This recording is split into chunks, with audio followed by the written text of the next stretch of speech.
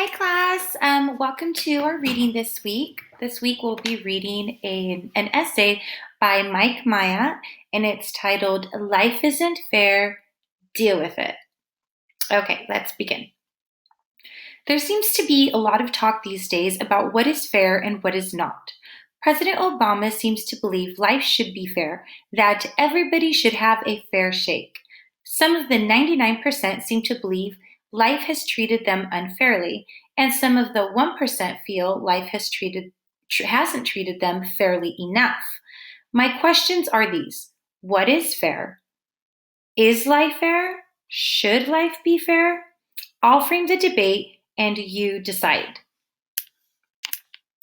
We clearly have no choice about how we come into this world. We have little choice early in life, but as we grow older, choices around I have long believed that while we have no control over the beginning of our life, the overwhelmingly majority of us have the ability to influence the outcomes we attain. Fair is a state of mind, and most often, an unhealthy state of mind. In business, in politics, and in life, most of us are beneficiaries of the outcomes we have contributed to. Our station in life cannot, or at least should not, be blamed on our parents, our teachers, our pastors, our government, or our society. It's largely based on the choices we make and the attitudes we adopt. People have overcome poverty, drug addiction, incarceration, abuse, divorce, mental illness, victimization, and virtually every challenge known to man. Life is full of examples of the uneducated, the mentally and physically challenged, people born into war-torn, impoverished backgrounds who could have complained about life being unfair, but who instead chose a different path. They chose to overcome the odds and to leave the world better than they found it. Regardless of the challenges they faced, they had the character to choose a contribution over complaint. I don't dispute that challenges exist. I don't even dispute that many have had an uphill battle due to the severity of the challenges they face. What I vehemently dispute is attempting to regulate, adjudicate, or legislate fairness somehow solves the world's problems. Mandates don't create fairness, but people's desire and determination can work around and overcome most of life's challenges. It doesn't matter whether you are born with a silver spoon, a plastic spoon, or no spoon at all. It's not the circumstances by which you come into this world, but what you make of them once you arrive at that matter.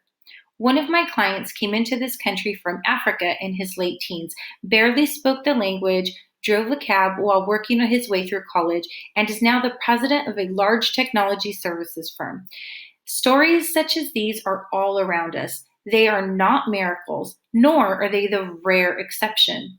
They do, however, demonstrate blindness to the mindset of fairness as doctrine. From a leadership perspective, it's a leader's obligation to do the right thing, regardless of whether it's not perceived as the fair thing. When leaders attempt to navigate the slippery slope of fairness, they will find themselves arbiter of public opinion and hostage to the politically correct. Fair isn't a standard to be imposed unless a leader is attempting to impose mediocrity. Fair blends to a norm, and in doing so, it limits, inhibits, stifles, and restricts, all under the guise of balance and equality. I believe fair only exists as a rationalization or justification. The following 11 points came from a commencement speech widely attributed to Bill Gates entitled Rules for Life. While many dispute the source, whether it was proffered by Bill Gates or not, I tend to agree with the hypothesis. Rule 1. Life is not fair, get used to it. Rule 2. The world won't care about your self-esteem. The world will expect you to accomplish something before you feel good about yourself. Rule 3. You will not make $60,000 a year right out of high school. You won't be a vice president with a car phone until you earn both. Rule 4. If you think your teacher is tough, wait till you get a boss. Rule 5. Flipping burgers is not beneath your dignity. Your grandparents had a different word for burger flipping. They called it opportunity. Rule 6. If you mess up, it's not your parents' fault, so don't whine about your mistakes. Learn from them. Rule 7. Before you were born, your parents weren't as boring as they are now. They got that way from paying your bills, cleaning your clothes, and listening to you talk about how cool you thought you are. So before you save the rainforest from the parasites of your parents' generation, try delucing the closet in your own room. Rule 8. Your school may have done away with the winners and losers, but life has not. In some schools, they have abolished failing grades and they'll give you as many times as you want to get the right answer. This doesn't bear the slightest resemblance to anything in real life. Rule 9. Life is not divided into semesters. You don't get summers off, and very few employers are interested in helping you find yourself. Do that on your own time. Rule 10.